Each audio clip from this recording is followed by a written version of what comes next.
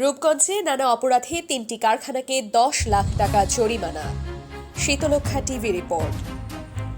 পণ্যের বিএসটিআই এর গুণগত মান সনদ ও মোড়কজাতকরণ নিবন্ধন সনদ ব্যতীত পণ্য উৎপাদন বিক্রি সহ নানা অপরাধে নারায়ণগঞ্জে রূপগঞ্জে 3টি উৎপাদনকারী কারখানাকে 10 লাখ টাকা জরিমানা করেছেন ভ্রাম্যমাণ আদালত। রোববার 26 জুলাই সকাল থেকে বিকাল পর্যন্ত বিএসটিআই এর নির্বাহী ম্যাজিস্ট্রেট সাবিকুন নাহারের নেতৃত্বে তারাব পৌরসভার রূপসী, তারাব ও ফুলতা এলাকায় এ অভিযান পরিচালনা করে এ জরিমানা করেন তারা।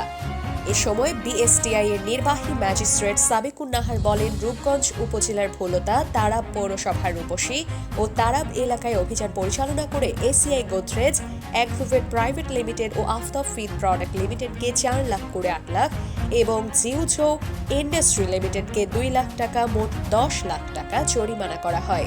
কারখানাগুলো পণ্যের বিএসটিআই এর গুণগত মান সনদ ও মোড়কজাতকরণ নিবন্ধন সনদ ব্যতীত পণ্য উৎপাদন বিক্রি সহ নানা অপরাধ করছে।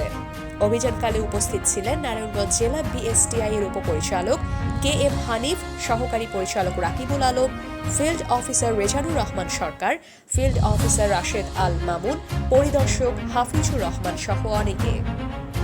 আমাদের যারা বিভিন্ন অ্যান্টিবায়োটিক রেজিস্ট্যান্স হয়ে যাচ্ছে, এই ধরনের বিভিন্ন রিপোর্ট কিন্তু আমরা বিভিন্ন সময় পত্রপত্রিকা দেখে থাকি।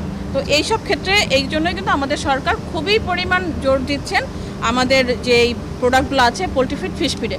যেহেতু আমরা আপনাদেরকে নোটিশ করা হয়েছে বিএসটিআই কর্তৃক মার্চ মাসে, এখন পর্যন্ত যেহেতু আপনারা লাইসেন্সগুলো করেননি, সেহেতু আমরা এই 2টা প্রোডাক্টের উপরে পোলট্রি ফিড এবং ফিশ ফিডের সিএম লাইসেন্স, যেটা হচ্ছে বিএসটিআই আইন 2018 অনুযায়ী 16 ধারায় এবং হচ্ছে গিয়ে পণ্যের মোড়কজাত আইন সেটার 24 ধারায় আমরা আপনাদেরকে জরিমানা করছি 4 লক্ষ টাকা। আপনাদেরকে 4 লক্ষ টাকা জরিমানা দিতে হবে এবং 7 দিনের মধ্যে আপনাদেরকে এখন একটা মুসলেকা দিতে হবে আমাদেরকে।